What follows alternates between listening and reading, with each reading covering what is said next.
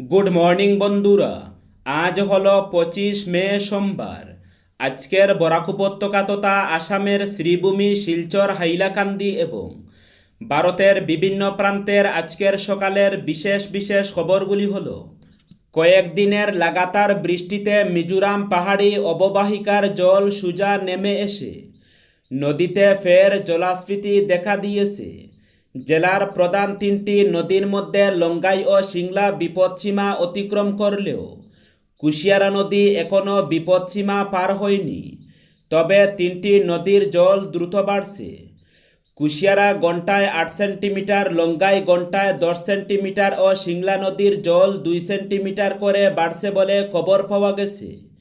তবে লঙ্গাই নদীতে জলস্ফীতি দেখা দেওয়ার সঙ্গে সঙ্গেই বাঙ্গাবাদ দিয়ে নদীর জল জনপদে ঢুকতে শুরু করেছে। আজ বিধানসভায় পেশ হচ্ছে মহিলা সংরক্ষণ বিল। সংসদে পাশ হয়নি মহিলা সংরক্ষণ বিল, যা নিয়ে দেশজুড়ে পক্ষে বিপক্ষে তীব্র বিতর্ক চলছে। এরই মধ্যে অসম বিধানসভায় মহিলাদের জন্য 33% আসন সংরক্ষণ করতে উদ্যোগী হল রাজ্য সরকার। আজ বিধানসভায় মহিলা সংরক্ষণ বিল পেশ করতে চলেছে অসম সরকার। সংখ্যার জুড়ে বিজেপি সংসদে বিলটি পাশ করতে ব্যর্থ হলেও অসম বিধানসভায় সেই সম্ভাবনা নেই, কারণ অসম বিধানসভায় বিলটি পাশ করানোর মতো এনডিএর শক্তিশালী অবস্থান রয়েছে। দ্বিতীয়বার শাসন ক্ষমতায় বসেই মুখ্যমন্ত্রী ডক্টর হিমন্ত বিশ্ব শর্মা নেতৃত্বাধীন বিজেপি সরকার একের পর এক গুরুত্বপূর্ণ সিদ্ধান্ত নিচ্ছে। মহিলা সংরক্ষণ বিলের মধ্যে অন্যতম। রাজনীতিতে মহিলাদের অংশগ্রহণ শক্তিশালী করতে বিজেপি নেতৃত্বাধীন এনডিএ সরকার এমন পদক্ষেপ নিয়েছে।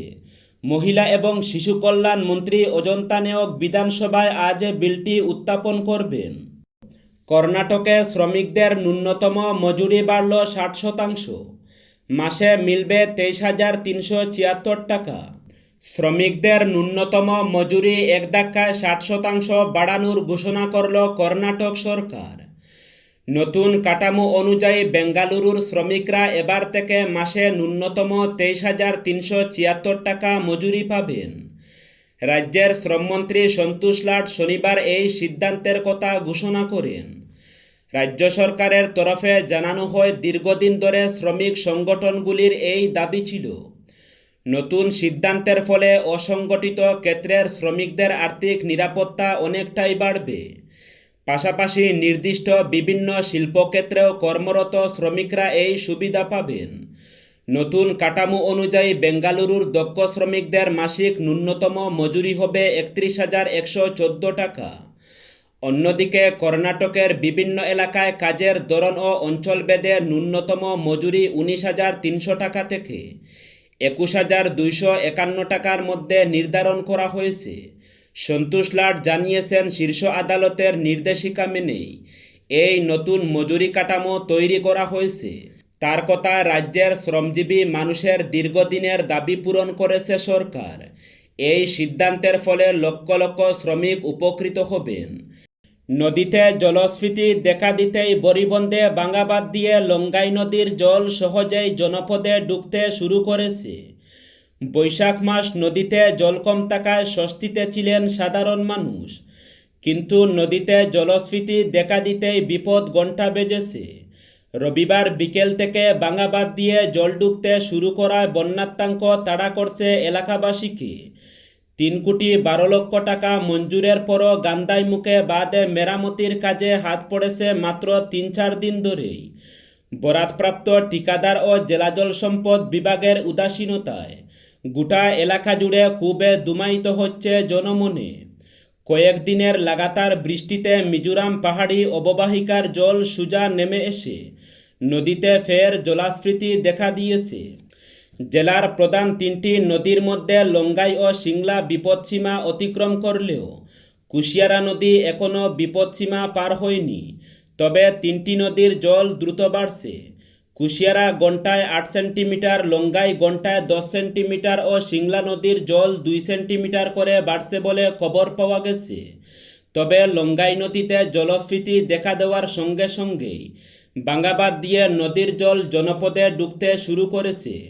বাহাদুরপুর জিপির বরিবন গ্রামের দিনমজুর কুদরত আলী ও ফখরুল ইসলামের বাড়ির পাশেই ভেঙে যাওয়া বাঁধ দিয়ে রবিবার বিকেল থেকে জল ঢুকছে। পাতারকান্দির দুর্গম অরণ্যে প্রাকৃতিক গ্যাসের ভাণ্ডার, দেশলাইয়ের সংস্পর্শে জ্বলছে আগুন। খনিজ গ্যাসের ভাণ্ডার বিশ্বের অন্যতম মূল্যবান প্রাকৃতিক সম্পদ। বরাক উপত্যকায় এই মূল্যবান সম্পদের অবস্থান জানতে ভূতত্ত্ববিদরা বিভিন্ন ভূতাত্ত্বিক জরিপ ও সিসমিক সার্ভে করেছেন একাধিকবার। এমনকি বরাকে বড়সড় গ্যাসের ভাণ্ডার রয়েছে বলে একাধিকবার দাবি করেছেন বিশেষজ্ঞরা। তাদের সেই অনুমান কি এবার সত্যি হতে চলেছে? পাতারকান্দির গভীর অরণ্যে থাকা জলাশয় ও খালে অনবরত বুদবুদ করে নির্গত হওয়া গ্যাস এই প্রশ্নেরই জন্ম দিয়েছে। শুধু তাই নয়, বাঁশের চুঙ্গা মাটিতে পুঁতে এতে দেশলাইয়ের কাঠি জ্বালালে আগুন ধরছে। এমনকি ওই স্থানে রান্নাবান্নার ঘটনাও বাড়িয়েছে কৌতূহল। তাই স্থানীয়দের দাবি, পাতারকান্দির দুর্গম জঙ্গলে রয়েছে প্রাকৃতিক গ্যাসের বৃহৎ ভাণ্ডার। পাতারকান্দি বিধানসভা কেন্দ্রের দুর্গম গণ অরণ্যে এই প্রাকৃতিক গ্যাসের বিশাল ভাণ্ডার থাকতে পারে বলে অনুমান করেছেন স্থানীয়রা। শ্রীভূমি জেলার পাতারকান্দির উত্তর গোলাপপুরে বকবকি নামক এলাকার ভূগর্ভে এই মূল্যবান প্রাকৃতিক গ্যাস থাকার কথা জানিয়েছেন তারা। স্থানীয়দের পক্ষে প্রবীণ নাগরিক মিঠু নাথ জানিয়েছেন, 50 বছর আগে ওই গভীর জঙ্গলে হঠাৎ একদিন প্রাকৃতিক গ্যাসের গন্ধ পাওয়া গিয়েছিল। জঙ্গি কার্যকলাপ রুখতে অসমে সন্ত্রাস বিরোধী সেল। যুব সমাজকে বিভ্রান্ত করার অপচেষ্টা ঠেকাতে কড়া পদক্ষেপ সরকারের। জঙ্গি কার্যকলাপের বিরুদ্ধে আরও কঠোর অবস্থান নিতে বড় সিদ্ধান্ত নিল অসম সরকার। যুব সমাজকে বিভ্রান্ত করে জঙ্গি কার্যকলাপের দিকে ঠেলে দেওয়ার অপচেষ্টা রুখতে রাজ্যে গঠন করা হচ্ছে বিশেষ সন্ত্রাস বিরোধী সেল। রবিবার এই ঘোষণা করেন মুখ্যমন্ত্রী হিমন্ত বিশ্ব শর্মা। মুখ্যমন্ত্রী বলেন, কোনো গোষ্ঠী বা ব্যক্তি যাতে আমাদের যুব সমাজকে ভুল পথে পরিচালিত করতে না পারে সেদিকে সরকার কড়া নজর রাখছে। যুবকদের ভবিষ্যৎ নষ্ট করার যে কোনো অপচেষ্টা কঠোর হাতে দমন করা হবে। পুলিশ সূত্রে জানা গিয়েছে, এই বিশেষ সেল শুধু আলফা স্বাধীনের কার্যকলাপের উপর নজরদারি করবে না, বিদেশি মদতপুষ্ট কট্টরপন্থী সংগঠনগুলির প্রভাবও রুখতে কাজ করবে। তদন্তকারী সংস্থার দাবি, দীর্ঘদিন ধরেই কিছু সংগঠন বেকার ও সহজ সরল যুবকদের লক্ষ্য করে সামাজিক মাধ্যমে উস্কানিমূলক প্রচার চালাচ্ছে। ধর্ম ও আবেগকে ব্যবহার করে তাদের সরকার ও দেশের বিরুদ্ধে প্রভাবিত করার চেষ্টা করা হচ্ছে।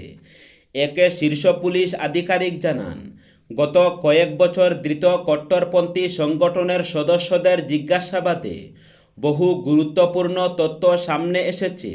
সামাজিক মাধ্যমে হাতিয়ার করে যুবকদের মগজ ধুলাইয়ের চেষ্টা চলছে। নতুন এই সেল সে ধরনের সমস্ত কার্যকলাপ প্রতিরোধে গুরুত্বপূর্ণ ভূমিকা নেবে। গৌরব জুবাইর দ্বন্দ্ব, দায়িত্ব তালিকা থেকে বাদে বিধায়ক জুবাইর এনাম মজুমদার, পাল্টা চ্যালেঞ্জ যুব কংগ্রেস সভাপতির।